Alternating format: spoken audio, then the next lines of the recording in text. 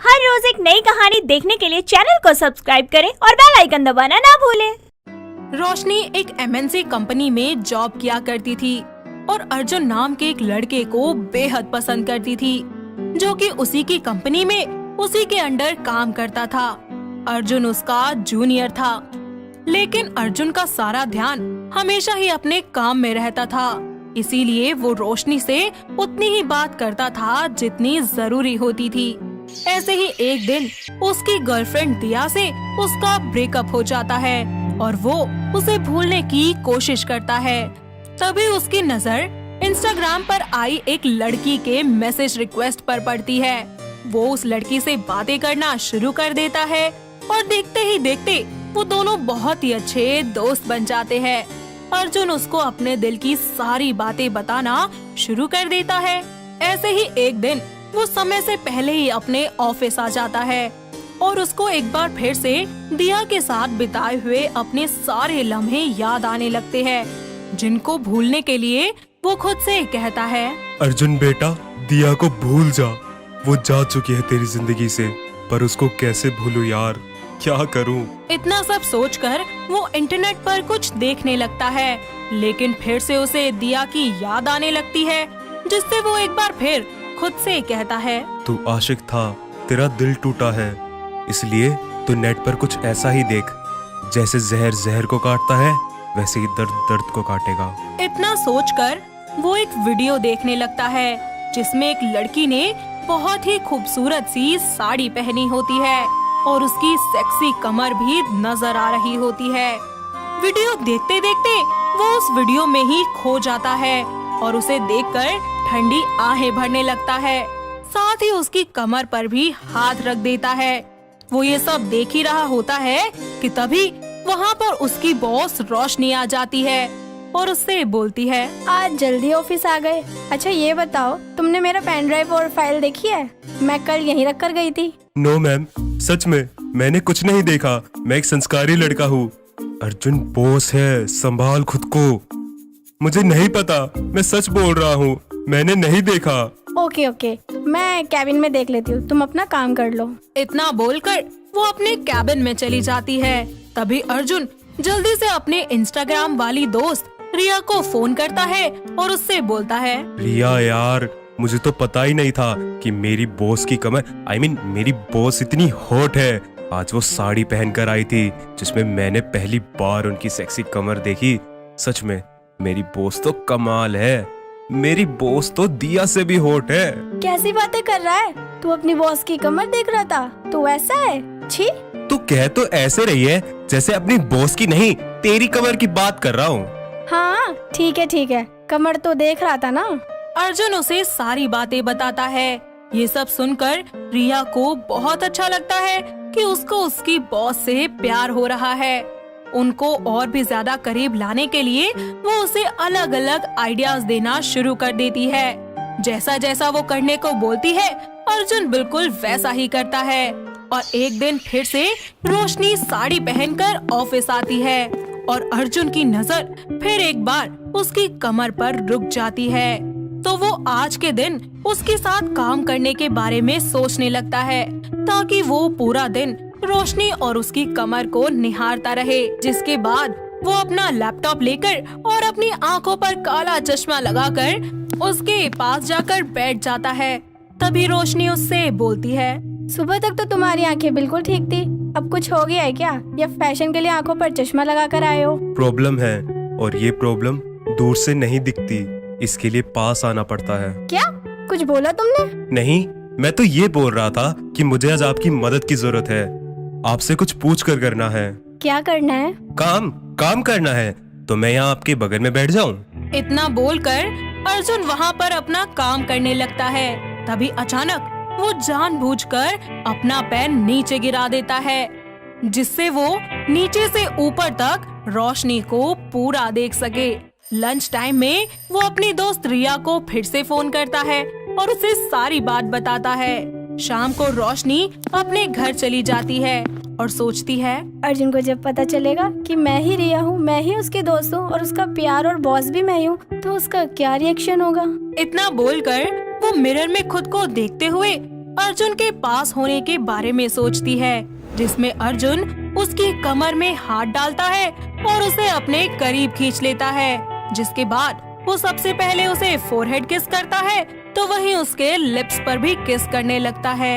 जहाँ एक तरफ वो ये सब कुछ सोच रही होती है कि तभी उसके पास अर्जुन का कॉल आ जाता है और एक बार फिर से वो रिया बनकर उससे बातें करती है और उससे कहती है, क्या यार, अब तो इतने दिन हो गए हैं, तेरी बातों से तो मुझे लगता है कि तेरे बॉस भी अब तुझे पसंद करने लगी है। तू एक काम कर, उसको डिनर के लिए ऑफर दे, ये सही मौका है, उसकी नजरों में छा जाएगा। रिया की बात मानकर अर्जुन अगले दिन काम के बहाने रोशनी को डिनर के लिए बोलने की कोशिश करता है, लेकिन बोल नहीं पाता। मगर रोशनी उससे कहती है, मुझे लगता है तुम कुछ बोलना चाहते हो, अगर कुछ बोलना है तो बोल सकते हो। नहीं, कुछ नहीं बोलना, बस ये फाइल्स देने आया था। अच्छा सुनो, अगर आज तुम फ्री हो तो डिनर के लिए चले ऑफिस के बाद। वो कभी कभी काम के बाद ना घूम लेना चाहिए, तो तुम फ्री हो? और आज मैं तुम्हें बता ही दूंगी कि मैं ही तुम्हारी बॉस हूँ और मैं ही रिया हूँ और मैं ही तुम्हारा प्यार हूँ। डन, आज रात 8 बजे। ये बोलकर वो खुशी से पागल हो जाता है और एक बार फिर से रिया को थैंक्स बोलने के लिए उसे कॉल करता है और पहली बार उससे कहता है, तुम बहुत अच्छी हो, you are very lucky for me. मैं तुम्हें बस एक बार देखना चाहता हूँ। तुम्हें नहीं पता, तुम उस समय से मेरे साथ थी जब कोई नहीं था। अगर तुम नहीं होती तो मुझे कभी रोशनी नहीं मिल पाती, क्योंकि मैं दिया को भूल ही नहीं पाता। मैं रोशनी से मिलने से पहले एक बार तुमसे मिलना चाहता हूँ और तुम्हारी भी सेक्सी कमर देखना चाहता हूँ, जिसके लिए तुमने मुझे इतना डांटा था। मुझसे? अरे रोशनी पर फोकस करो, मुझसे फिर कभी मिल लेना। वैसे भी मैं कुछ दिनों के लिए दादू के पास जा रही हूँ, तो मिल नहीं सकती। रिया उसको बहाने मार देती है और अगले दिन अर्जुन ऑफिस के बाद रोशनी के साथ डिनर के लिए जाता है, जहाँ रोशनी एक बहुत ही सेक्सी सी साड़ी पहन कर आती है। लेकिन सबसे पहले इस बार वो रोशनी को रिया के बारे में बता देता है, यहाँ तक कि उससे अपने दिल की बात भी नहीं बोलता और रिया से बात करवाने के लिए वो कॉल लगाता है, जिस पर रोशनी का फोन बजता है और रोशनी जल्दी से फोन काट देती है। ये सब देखकर अर्जुन को उस पर डाउट होता है कि रिया और रोशनी कहीं एक ही इंसान तो नहीं है। जिसके बाद अर्जुन तुरंत रोशनी का फोन लेकर खुद को कॉल करता है, जिससे सब कुछ साफ हो जाता है। थोड़ी ही देर के बाद वो फोन में कुछ फोटोज देखता है, जो कि अर्जुन की ही होती है। उन फोटोज को रोशनी ने बड़े ही संभाल कर अपने फोन में रखा होता है। ये सब देखकर अर्जुन रोशनी से बोलता है, मुझे धोखा दे रही थी इतने दिनों से। रिया और रोशनी तुम ही हो, ऐसा क्यों किया तुमने? क्या मिला मेरे साथ इतना गंदा मजाक करके? क्यों मेरे टूटे दिल के साथ खेलना चाहती थी? ऐसा नहीं है अर्जुन, मैं तुमसे तब से प्यार करती हूँ जब से तुम ऑफिस में आए हो। बस कभी बोल नहीं पाई, हिम्मत ही नहीं हुई, इसलिए तुमसे ऑनलाइन बात करती हूँ। सोचा दोस्त बनकर तुम्हारा सुख दुख बांट सकूं, इसलिए मैंने ये सब किया। ये सब सोचकर अर्जुन अपनी आंखें बंद करके अपने दिल पर हाथ रखकर सोचता है कि आखिर उसने सच में किससे प्यार किया था। तो उसे पता चलता है कि उसे रोशनी से नहीं बल्कि उस सेक्सी कमर वाली लड़की से प्यार हुआ था। असली प्यार तो वो रिया से करता है, जिसको अब तक वो समझ ही नहीं पाया था। ना कभी उसने उसे देखा था, लेकिन फिर भी वो उससे अपने दिल की सारी बातें शेयर करता था, कुछ भी उससे नहीं छुपाता था, जो आज तक उसने कभी अपनी एक्स गर्लफ्रेंड दिया को भी नहीं बताई थी।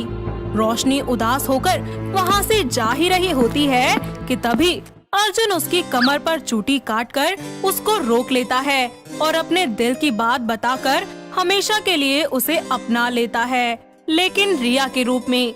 और कुछ ही समय के बाद वो दोनों एक दूसरे से शादी कर लेते हैं और खुशी खुशी अपनी जिंदगी में रहने लगते हैं। दीप अपनी गर्लफ्रेंड दीपाली से बहुत प्यार करता था, पर वो इंडिया से बाहर काम करता था, जिस वजह से उसका इंडिया आना बहुत ही कम होता था और वो एक बार फिर से इंडिया वापस आता है।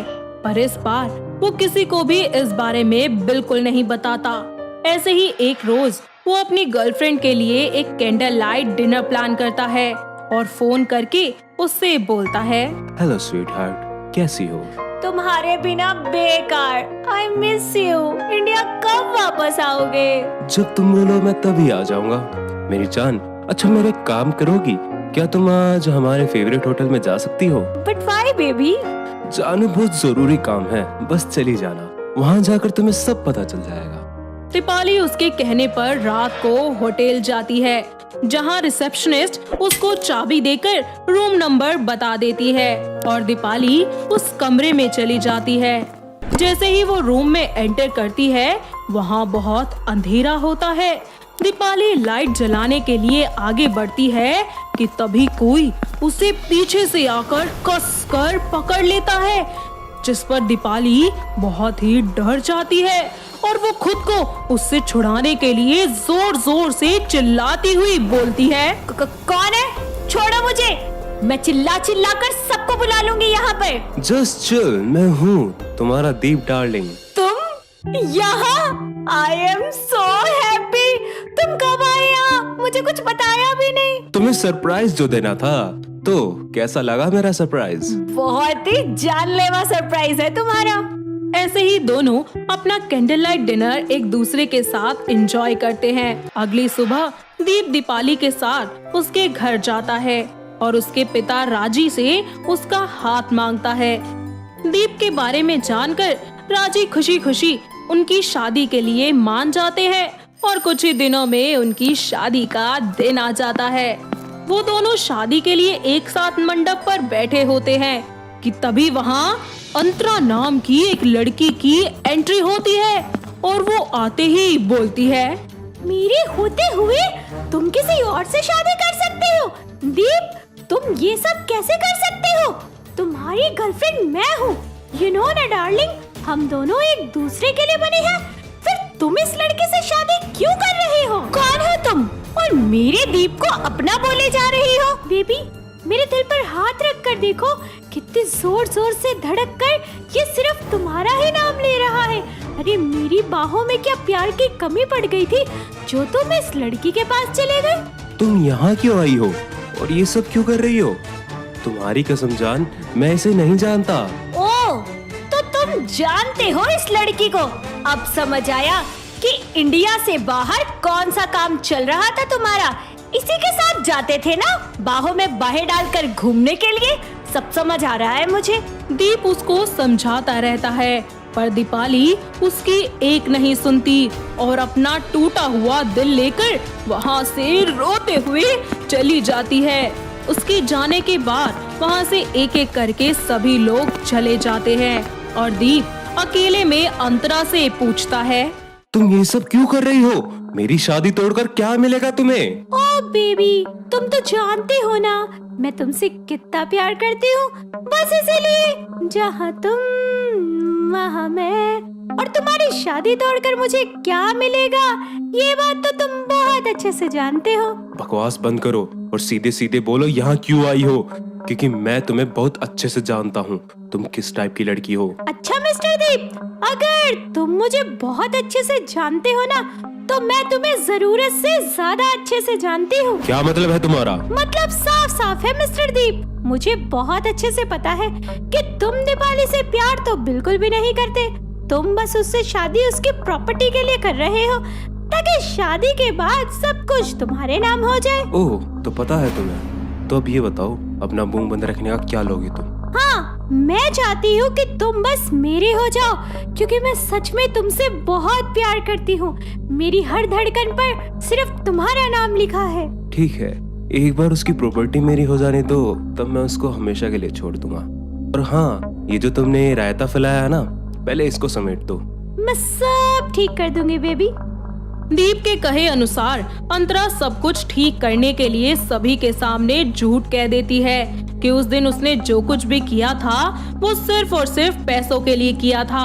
साथ ही वो दीपाली को भी शादी के लिए मना लेती है और उसके किए के लिए माफी भी मांगती है। दीपाली अंतरा की बातें सुनने के बाद शादी करने के लिए हाँ बोल देती है। एक बार फिर से दीप और दीपाली का शादी का मंडप सजता है और पंडित मंत्र पढ़ ही रहे होते हैं। वर वधू दोनों फेरों के लिए खड़े होते हैं और अंतरा भी सभी मेहमानों के साथ वहां मौजूद होती है। तभी अचानक से शादी के हॉल की लाइट चली जाती है और सामने दीवार पर एक रिकॉर्डिंग चलने लगती है जो कि दीप और अंतरा के बात करने की होती है, जिसमें दीप अंतरा से कुछ बोल रहा होता है। एक बार दीपाली से शादी कर लूं, फिर उसको छोड़कर हमेशा के लिए हम दोनों एक हो जाएंगे। इतने से रिकॉर्डिंग चलने के बाद वो बंद हो जाती है और लाइट्स भी वापस आ जाती है। दीप चारों तरफ देखने लगता है कि आखिर ये हरकत किसकी है। तभी दीपाली एक बार फिर से रिकॉर्डिंग ऑन करती है और बंद करके बोलती है, तुम्हें क्या लगा था कि मुझे कुछ पता नहीं चलेगा? ये सब झूठ है। और ये रिकॉर्डिंग तुम्हारे पास कैसे आई? किसकी हरकत है ये? मैंने की थी रिकॉर्डिंग जिस दिन हम दोनों बात कर रहे थे, क्योंकि मैं नहीं चाहती थी कि किसी निर्दोष की जिंदगी बर्बाद हो। मुझे उसी दिन समझ आ गया था सब कुछ, जिस दिन तुमने मीरा होने के लिए हाँ बोल दिया था। अरे जो इंसान अपने प्यार का नहीं हो सका वो मीरा का सगा बनेगा। ये तुमने ठीक नहीं किया अंतरा। आखिर क्यों किया तुमने मेरे साथ ऐसा? अरे तुम तो खुद इतने अमीर हो, इंडिया से बाहर काम कर रहे हो, फिर किस चीज का लालच है तुम्हें? अरे काहे का अदर कंट्री, लात मारकर बाहर निकाल दिया उन्होंने मुझे। अब मेरे पास कुछ भी नहीं है। ये बात शायद वो अंतरा जानती थी, तभी उसने मेरे साथ ऐसा किया। ऐसा क्या किया था तुमने जो तुम्हें वहाँ से निकाल दिया? चोरी की थी इसलिए निकाल दिया। इसके लालच ने वहाँ भी इसका पीछा नहीं छोड़ा, इसीलिए कंपनी वालों ने इसे धक्के देकर वहाँ से निकाल दिया और कोई इसे पकड़कर सजा न दे सके, इसीलिए ये भागकर तुम्हारे पास आ गया यहाँ। दीप की असलियत जानकर दोनों लड़कियां उसको छोड़ देती हैं और पुलिस को बुलाकर उसे सलाखों के पीछे करवा देती है, जहां उसे अपने किए की सजा मिलती है और दीप अपनी गलतियों के साथ जेल में ही अकेला रह जाता है। तो वहीं अंतरा और दीपाली बहुत ही ज्यादा अच्छी और पक्की दोस्त बन जाती है और दोनों अपने अपने जिंदगियों में आगे बढ़कर खुश रहना शुरू कर देती है। कल्याणी बहुत ही सुंदर लड़की थी। उसको देखने एक मल्हार नाम का लड़का आता है जो कि बहुत ही गुड लुकिंग होता है, पर कल्याणी को अभी शादी नहीं करनी थी, मगर घर वालों के कहने पर वो मान जाती है। कल्याणी बहुत डार्क कलर का सूट, चोटी में परांदा और माथे पर बड़ी सी गोल बिंदी लगाकर हाथ में चाय की ट्रे लिए जाती है। मल्हार कल्याणी को देखकर अजीब सा फेस बनाता है। सभी घर वालों को दोनों एक दूसरे के लिए पसंद आ जाते हैं। तभी मल्हार की माँ कंचन देवी कहती है, अरे हमें भी दोनों बहुत पसंद हैं, मगर बच्चों से भी एक बार इनकी राय ले लो। कल्याणी बेटा, तुझे हमारा मल्हार पसंद है ना? जी मुझे पसंद है ये। मल्हार तू बता, तुझे कल्याणी कैसी लगी?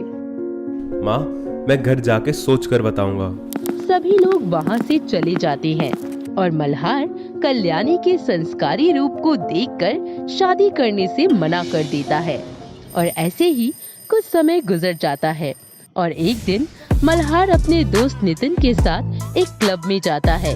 क्लब में एक लड़की जो कि बहुत ही हॉट होती है, वो एक लड़के को थप्पड़ मारती है।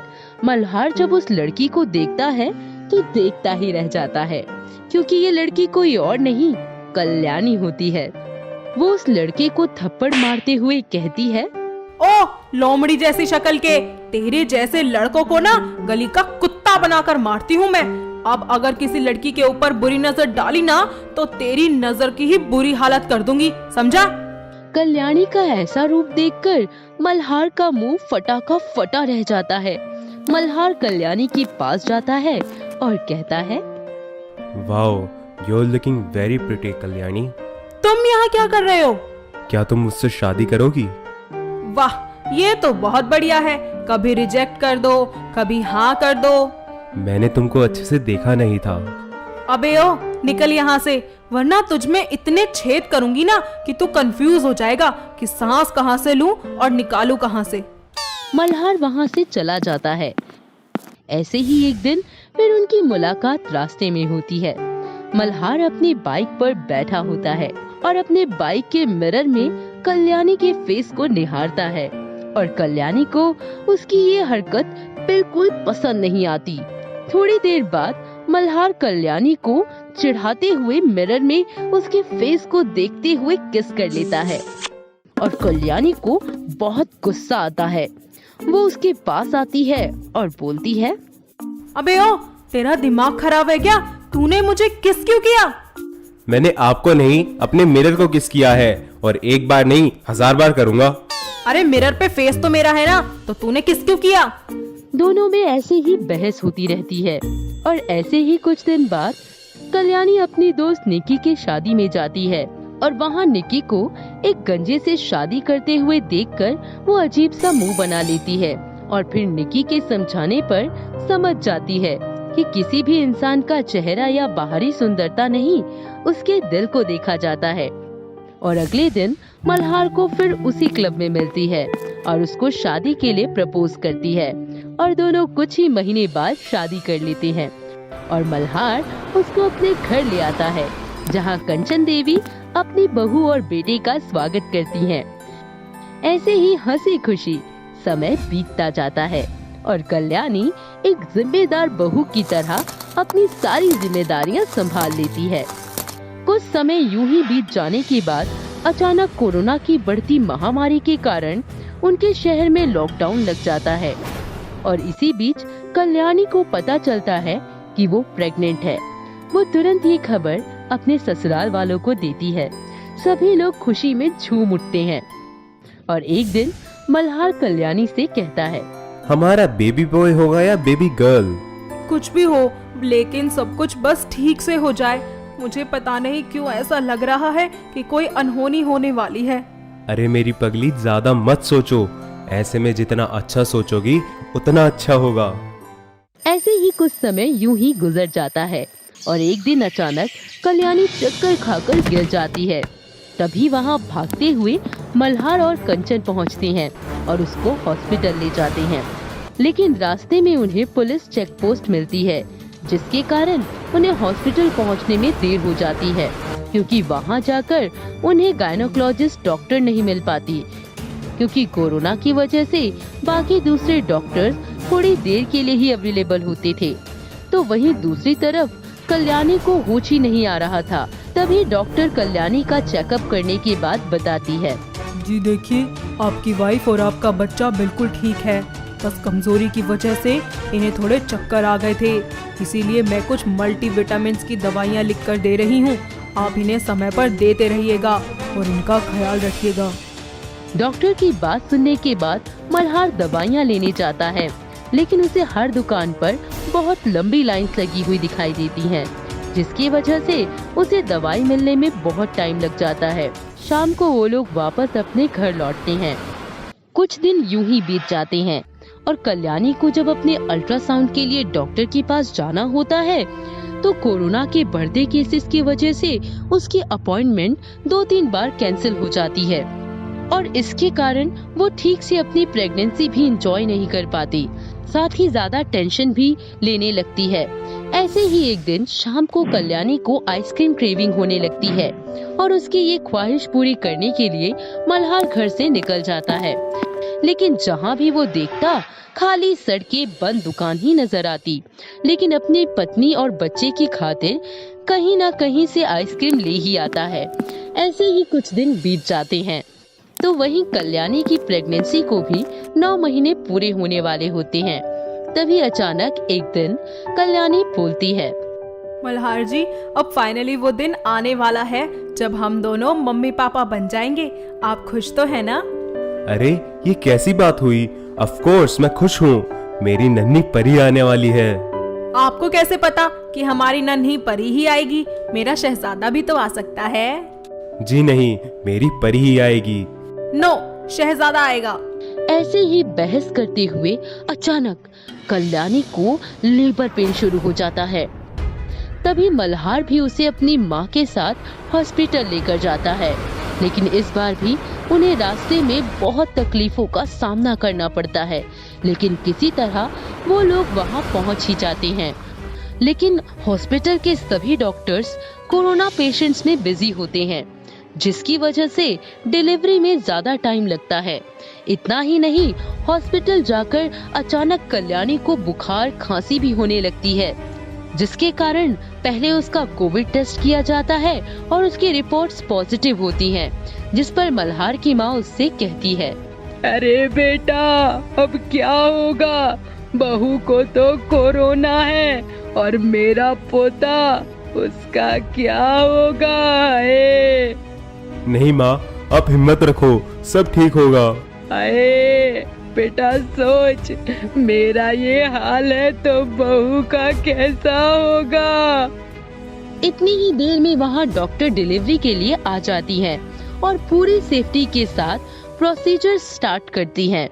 कुछ ही देर में कल्याणी एक बहुत ही प्यारी सी बेटी को जन्म देती है, लेकिन उसके कोरोना पॉजिटिव होने की वजह से उसे अपनी बच्ची से मिलने तक का मौका नहीं मिलता और ना चाहते हुए भी कल्याणी को उसे खुद से दूर रखना पड़ता है। इसी तरह 1 महीना गुजर जाता है और पूरी तरह से ठीक होने के बाद जब वो वापस घर लौटती है तो अपनी नन्ही परी को देखकर उसकी आंखें भर जाती हैं। साथ ही वो उसके साथ एक बहुत ही खूबसूरत लम्हे को एंजॉय करती है और उसके साथ अपनी सारी जिंदगी खुशी खुशी रहने लगती है। लक्ष्मी काव्या की सौतेली सास थी, तो वहीं काव्या बहुत ही ज्यादा सीधी सादी और एक सिंपल लड़की थी। उसकी सास आए दिन कोई ना कोई बहाना बनाकर काव्या को तंग किया करती थी। ऐसे ही एक दिन वो काव्या को सूजी का हलवा बनाने को बोल देती है। थोड़ी ही देर के बाद वो हलवा बनकर तैयार हो जाता है और अपनी सास को जब वो हलवा देने जाती है तो उससे पहले लक्ष्मी चुपके से उस हलवे में नमक डाल देती है और अपनी बहू को आवाज लगाते हुए बोलती है, अरे क्या री नास पिटी, तुझे खाना बनाना नहीं आता क्या? अरे यही सीख कर आई है अपने मायके से कि हलवे में नमक डाल दे।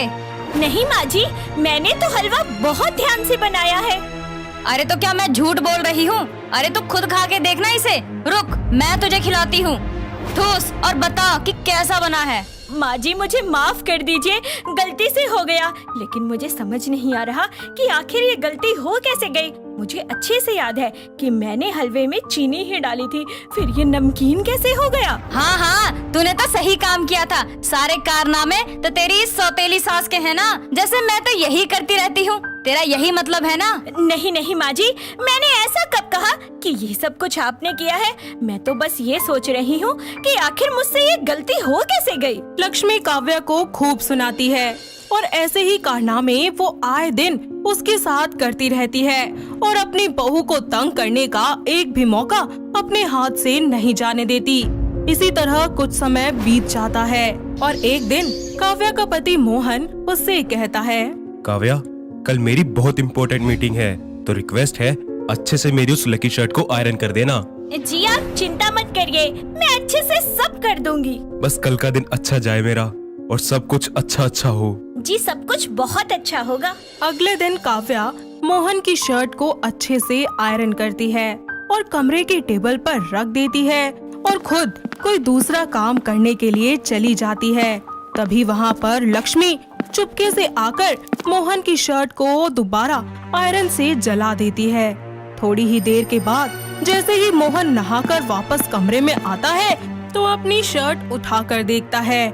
जैसे ही उसकी नजर जले हुए शर्ट पर पड़ती है वो गुस्से से तिलमिला जाता है और काव्या के पास जाकर उसे जोरदार खींचकर एक तमाचा लगा देता है और फिर बोलता है, तुम्हारा दिमाग तो सही है ना? अरे मेरी लकी शर्ट जला दी तुमने। कहा था ना कि ध्यान से करना, मगर नहीं, तुम्हें तो कुछ समझ ही नहीं आता। मोहन जी मैंने बहुत ध्यान से किया था और एकदम ठीक से रख के गई थी, मुझे नहीं पता ये कैसे जल गया। आज तुम्हारी वजह से मेरी मीटिंग का टाइम खराब हो गया। अरे बिटवा जाने दे, तू दूसरी कमीज पहन ले। इस नालायक से तो एक काम ढंग से नहीं होता। अरे मैं कोई पागल हूँ क्या? सारा दिन कोलू के बैल की तरह काम करती हूँ। मुझे पता है कि मेरी कोई गलती नहीं है। आप लोग चाहे कुछ भी बोले, कितना भी मार ले, लेकिन सच नहीं बदल जाएगा। अरे कपड़ा तूने ही प्रेस करके अपने कमरे के टेबल पे रखा था ना, तो तूने ही जलाया होगा। जब मैंने शर्ट कमरे में रखी थी तब तो वहाँ पर कोई भी नहीं था। फिर इनको कैसे पता चला कि शर्ट मैंने वहाँ रखी थी? कहीं दाल में कुछ काला या पूरी की पूरी दाल ही तो काली नहीं है? मुझे माँ जी पर शक हो रहा है। जरूर ये सब इनका किया धरा है। मोहन ऑफिस में आज के हुए हादसे के बारे में सोचने लगता है तो उसे रियलाइज होता है कि शायद उसने काव्या के साथ गलत किया और काव्या की कोई गलती नहीं थी। जिसके बाद वो शाम को घर लौटते वक्त उसके लिए रास्ते से गजरा लेकर जाता है और रसोई में जब वो काम कर रही होती है तो अपने हाथों से खुद उसके बालों में लगा देता है। जिसके बाद वो उससे माफी मांगता है और अपने साथ कमरे में ले जाता है जहां वो दोनों एक दूसरे के साथ रोमांटिक टाइम स्पेंड करते हैं। ऐसे ही कुछ वक्त गुजर जाता है और लक्ष्मी काव्या को कुछ हार रखने के लिए दे देती है। काव्या उन हार को ले जाकर अपनी अलमारी में सेफली रखती है और इस बार फिर से लक्ष्मी वही कारनामा करती है। चुपके से जाकर काव्या के कमरे से उन हार को चुराकर अपने अलमारी में रख देती है और काव्या से कहती है, अरे ओ नास पीटी, अरे इधर आ और मैंने जो तुझे हार दिया था ना वो लाकर मुझे दे दे। काव्या जैसे ही अपनी अलमारी खोलती है तो उसे वहाँ पर एक भी हार नजर नहीं आता, जिससे वो बहुत ही ज्यादा उदास हो जाती है और लक्ष्मी के पास जाकर उसे सब बताती है। माँ जी, अलमारी में हार नहीं है। मैंने हर तरफ देख लिया। मुझे समझ नहीं आ रहा कि आखिर वो हार कहाँ चला गया। करम जली, तुझसे तो एक काम सही से नहीं होता। अरे तेरे माँ बाप ने यही सिखाया है क्या तुझे? कहीं ऐसा तो नहीं कि तू मेरे सामने नाटक कर रही है और हार तूने चुरा लिया हो? ठीक है माँ जी, तो एक काम कीजिए, आप मेरे कमरे की तलाशी ले लीजिए और बदले में मैं आपके कमरे की तलाशी लूंगी। नास पीटी, मुझसे जबान लड़ाती है। आज तो मैं आपके कमरे की तलाशी लेकर ही रहूंगी। अरे सुन, ना तो इतनी हिम्मत तुझ में है ना तेरे उस नालायक पति में। आज मैं वो करूंगी जो मैंने कभी नहीं किया। काव्या तुरंत अपनी सास के कमरे में चली जाती है और जबरदस्ती उसकी अलमारी खोलकर देखती है तो उसमें सारे हार यूं के यूं रखे होते हैं, जिससे वो लक्ष्मी को गुस्से में बोलती है, क्या है माँ जी ये सब? अरे आप इतनी नीच हरकत कैसे कर सकती है? आपको क्या लगा था कि मुझे कुछ पता नहीं चलेगा? अरे मैं सब जानती हूँ आपके काले कारनामों के बारे में। हाँ मैं करती हूँ। और ये बता कि तू क्या कर लेगी? आज इनको घर पर आने दीजिए, देखना मैं आपकी एक एक हरकत बताऊंगी उन्हें। मैं तुझे उस लायक छोड़ूंगी तब तो बोलेगी ना। क्या करोगी आप? अरे आखिर आपके बेटे को भी तो पता चले कि सौतेली माँ सौतेली ही होती है। अरे अपना मानती तो कभी ये सब न करती। लक्ष्मी इतनी ज्यादा गुस्से में होती है कि वो पास में ही रखा गुलदस्ता उठाकर काव्या के सर पर जोरदार वार कर देती है, जिससे वो खून में लथपथ होकर वहीं गिर जाती है और लक्ष्मी बहुत ही ज्यादा घबरा जाती है और उसे तुरंत हॉस्पिटल लेकर जाती है, जहां डॉक्टर्स उसका इलाज शुरू करते हैं। थोड़ी देर के बाद वहां पर मोहन भी आ जाता है। कुछ देर के इंतजार करने के बाद डॉक्टर्स बाहर आकर बोलते हैं, जी माफ करिए, हम उनको नहीं बचा पाए। उनके सर में बहुत गहरी चोट लगी थी, जैसे किसी ने बहुत ही तेजी से उन पर वार किया हो। माँ आप तो घर में थी, तो ये सब कैसे हो गया? मुझे नहीं पता था कि ये सब कैसे हो गया। जी देखिए, ये पुलिस केस है, क्या पता उनके सास ससुर ने उनको मारा हो दहेज के लिए। मोहन जी, आप पुलिस को बुलाइए या हम खुद बुलाते हैं। अरे बेटा, ये सब करने की क्या जरूरत है? मैंने ही गुस्से में काव्या को मारा। मुझे माफ कर दे बेटा, मुझसे बहुत बड़ी भूल हो गई। नहीं, आज आपको माँ नहीं बोलूंगा। आज आपने साबित कर दिया कि हम तो सौतेले हैं। थोड़ी ही देर के बाद वहाँ पर अचानक से काव्या आ जाती है और जब लक्ष्मी काव्या को देखती है तो उसके तो होश ही उड़ जाते हैं। तभी वो कहती है, काव्या तू जिंदा है? हाँ, नहीं मरी हूँ मैंने बस मरने का नाटक किया था डॉक्टर के साथ मिलकर, ताकि आप अपनी गलती अपने मुंह से कबूल सके। मुझे माफ कर दे बहू, अब से मैं ये सब नहीं करूँगी। मोहन अपनी सौतेली माँ को कभी भी माफ नहीं कर पाता और हमेशा के लिए काव्या को लेकर उससे दूर रहने कहीं और चला जाता है। तो वहीं लक्ष्मी को इतना सब कुछ होने के बाद अपनी गलतियों का एहसास होता है और वो भी अपनी पूरी जिंदगी पछतावे में बिता देती है। शैलन मुंबई में रहने वाली लड़की थी। बचपन में ही उसके माता पिता का देहांत हो चुका था और उसका पालन पोषण एक आश्रम में हुआ था।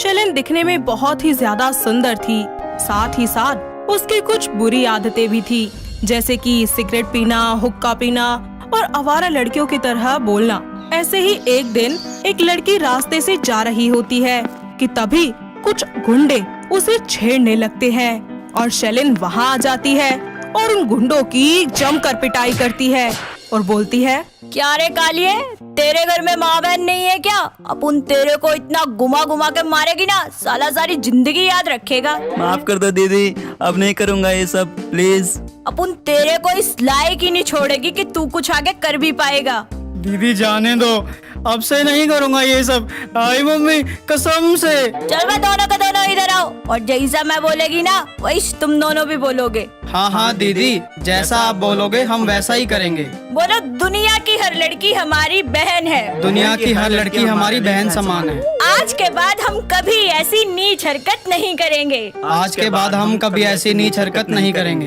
वहीं पास में खड़ा हुआ एक समर नाम का लड़का ये सब कुछ देख रहा होता है और वो शेलिन के लिए तालियां बजाने लगता है, जिसे देखकर आसपास के खड़े सभी लोग उसके लिए तालियां बजाते हैं। शेलिन भी वहाँ से जाने लगती है कि तभी समर उसे रोकते हुए बोलता है, सुनिए, क्या मैं आपसे बात कर सकता हूँ? अच्छा से सोच ले पहले, क्योंकि अपन तेरे को ना बाद में बात करने के लायक नहीं छोड़ेगी क्या? मैं आपसे बस ये कह रहा हूँ कि आप बहुत अच्छी लड़की हैं और मैं इस शहर में नया हूँ, इसलिए मैं चाहता हूँ कि आप मुझसे दोस्ती कर लो। क्यों बे? मैं क्या तेरी अम्मा लगती हूँ जो तेरे से दोस्ती करूँगी? जी आप मुझे गलत समझ रही हैं। चलो कोई बात नहीं, जब आपको करनी ही नहीं है तो। अबे ओ चिकने, सुन इधर आता।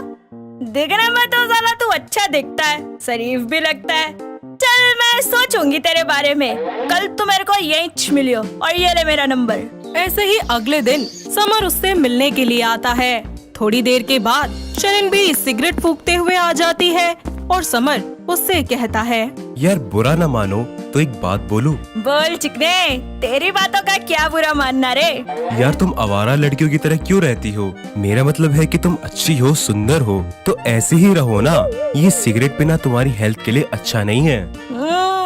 बात तो तू अच्छी कर लेता है और अच्छा लगा कि कोई तो है जो मेरी हेल्थ की इतनी फिक्र करता है। दोनों देर तक एक दूसरे से बातें करते हैं और धीरे धीरे उन्हें एक दूसरे के साथ अच्छा लगने लगता है। वो दोनों आए दिन किसी न किसी बहाने एक दूसरे से मिलने लगते हैं और धीरे धीरे उन्हें प्यार हो जाता है। और एक दिन दोनों एक पार्क के बाहर अपने प्यार का इजहार करते हैं, जिसके बाद उनके प्यार का सिलसिला चलता रहता है। और फिर एक दिन समर शेलिन को फोन करके कहता है, शेलिन, मैं तुम्हें अपनी माँ से मिलवाना चाहता हूँ। मिल लेगी, उसमें क्या है? लेकिन तुम अच्छी लड़कियों की तरह अच्छे से रेडी होकर आओगी। मतलब क्या, मैं अच्छी नहीं दिखती क्या? बस पहनावा बदलो और बोलने का तरीका, ये सब कुछ मैं बदल दूंगा। तुम्हें एक नई शेलिन बना दूंगा। अगले दिन समर शेलिन को एक मॉल लेकर जाता है, जहाँ उसे वो बहुत सारे अच्छे अच्छे कपड़े दिलवाता है, सूट दिलवाता है और अलग अलग तरीके की साड़ियाँ दिलवाता है। जिसके बाद वो लोग लंच करने के लिए एक रेस्टोरेंट में जाते हैं। तो टेबल पर बैठकर समर नाइफ और फोर्क से खाना खाता है, जिसे देखकर शेलिन भी वैसे ही खाना खाने की कोशिश करती है, लेकिन नहीं खा पाती।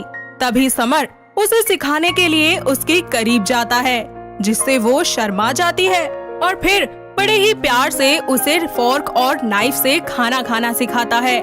साथ ही उसे अपने हाथों से खिलाता भी है और उसे अच्छे से तैयार करके अपने साथ अपनी माँ अनीता के पास ले जाता है। अनीता देवी शेलिन को ऊपर से नीचे तक अच्छे से निहारती है और उसको देखते हुए कहती है, दिखने में तो बहुत सुंदर है तू। नाम क्या है तेरा? अपुन का नाम तो शेलिन है, तेरा क्या है रे बुढ़िया? अरे बोलने की तमीज नहीं है क्या तुम्हें? दिखने में तो लगता है कि कितनी समझदार और संस्कारी लड़की है, मगर इसके बोल सुन के कौवा चले हंस की चाल। माँ ये मुंबई की है ना, तो थोड़ा ऐसे ही बोलती है, बाकी सीख जाएगी। अरे हमारे खानदान में कोई इस लड़की की तरह नहीं बोलता, बस मैं तेरी खुशी के लिए इस लड़की को अपना रही हूँ। ऐसे ही कुछ दिनों के बाद अनीता उन दोनों की मंदिर में शादी करवा देती है। इसी तरह शादी के बाद शेलिन अपने ससुराल की सारी जिम्मेदारियों को बखूबी संभाल लेती है, लेकिन अभी भी उसकी कुछ आदतें सुधर नहीं पाती, जैसे कि सिगरेट पीना। ऐसे ही एक दिन वो अपने कमरे में छुपकर सिगरेट पी रही होती है कि तभी वहाँ पर उसकी सास आ जाती है और गुस्से से तिलमिलाते हुए बोलती है, हाय राम जी, अरे मेरे कर्म में ही ये आवारा बहू लिखी थी क्या? अरे बहू तो घर की लक्ष्मी होती है और तू यहाँ आकर ये सब कर रही है, अपमान कर रही है लक्ष्मी का। ए माता जी, आप उनको जो सही लगता है ना अपन वही करती है। एक बहू होने के नाते इस घर का सारा काम करती है एकदम चकाचक। और आज तो अपन ने इतने दिनों बाद सिगरेट को छुआ है। अरे नास पीटी, मैं तुझे इस घर में एक पल ना रहने दूं। तू निकल यहाँ से। मैं कहीं नहीं जाएगी। ठीक है, अगर तू नहीं जाएगी यहाँ से तो मैं जाऊंगी। जिस दिन तू अपने आप को इस घर की बहू के लायक बना लेगी तब मुझे बुला लियो। अनीता वो घर छोड़कर चली जाती है और शाम को जब समर वापस आता है तो अपनी माँ को हर तरफ ढूंढता है, लेकिन उन्हें वो कहीं नहीं मिलती। जिसके बाद वो शेलिन के पास जाकर उससे कहता है, माँ कहाँ है? माता जी घर छोड़कर चली गई। क्यों, क्या हुआ जो वो चली गई? आज माता जी ने अपन को सिगरेट पीते देख लिया और बोली कि जब तक मैं उनकी बहू कहलाने लायक नहीं बन जाती वो इस घर में वापस नहीं आएगी। मैंने तुम्हें मना किया था ना कि ये सब छोड़ दो। ओ हेलो, अपन ने कुछ भी जानबूझ के नहीं किया क्या? अगर तुम चाहती हो कि मैं और माँ तुम्हारे साथ रहें तो तुम्हें बदलना पड़ेगा। शेलिन खुद को बदलने के लिए बिल्कुल तैयार हो जाती है और इस बदलाव में समर उसका पूरा साथ देता है। साथ ही उसे बदलने के लिए उसे सब कुछ सिखाता है, कैसे बातें करनी है, कैसे कपड़े पहनने हैं, किस तरीके से मेहमानों का स्वागत करना है। और शेलिन भी दिन रात एक करके समर के कहे अनुसार मेहनत करती जाती है। साथ ही YouTube से वो साड़ियाँ पहनना भी सीख लेती है। ऐसे ही धीरे धीरे कुछ महीने बीत जाते हैं, जिसके बाद शेलिन में वो सारे गुण आ जाते हैं जो कि एक अच्छी बहू में होने चाहिए। और उसके बाद शेलिन और समर दोनों ही अनीता को लेने के लिए उसके पास जाते हैं और अनीता उनको देखकर बोलती है, आ गई मेरी याद। माँ जी मुझे माफ कर दीजिए। समर जी के कहने पर मैंने कुछ आदतों को तो बदल दिया है अपनी, लेकिन मैं अब पूरी तरीके से बदल गई हूँ। और प्लीज आप घर वापस चलिए ना। नहीं, तू कुछ दिन यहीं रहेगी, चूल्हे पे खाना बनाएगी और इस छोटे से घर में कुछ दिन गुजारा करके दिखाएगी मुझे। फिर मैं सोचूंगी कि मुझे वापस जाना है या नहीं। जी माँ जी, आप जैसा जैसा बोलेंगी मैं वैसे वैसे करूँगी। शेलिन उनके कहने पर कुछ दिनों के लिए वहीं रुक जाती है और अपनी सास के कहे अनुसार दिन रात सिर्फ चूल्हे पर ही खाना बनाती है और अपनी सास और पति की खूब सेवा करती है। और उसका ये बदला हुआ रूप देखकर अनीता को अपनी गलती का भी एहसास हो जाता है और साथ ही साथ उसे बहुत खुशी भी होती है। और अगले ही दिन वो अपनी बहू और बेटों के साथ अपने घर वापस लौट जाती है, जहां वो तीनों खुशी खुशी अपनी जिंदगी में आगे बढ़ जाते हैं। तो दोस्तों, कैसी लगी आपको हमारी ये आवारा बहू की कहानी? क्या आपके घर के आसपास भी है कोई ऐसी बहू जिसके ससुराल वालों ने उसे ऐसे सुधारा हो? अगर हाँ तो उन्हें ये वीडियो दिखाइए और हमें कमेंट करके बताइए। दोस्तों, अगर आपको ये कहानी पसंद आई तो इसे लाइक करें, शेयर करें और कमेंट करके बताएं कि कहानी में आपको सबसे अच्छा क्या लगा।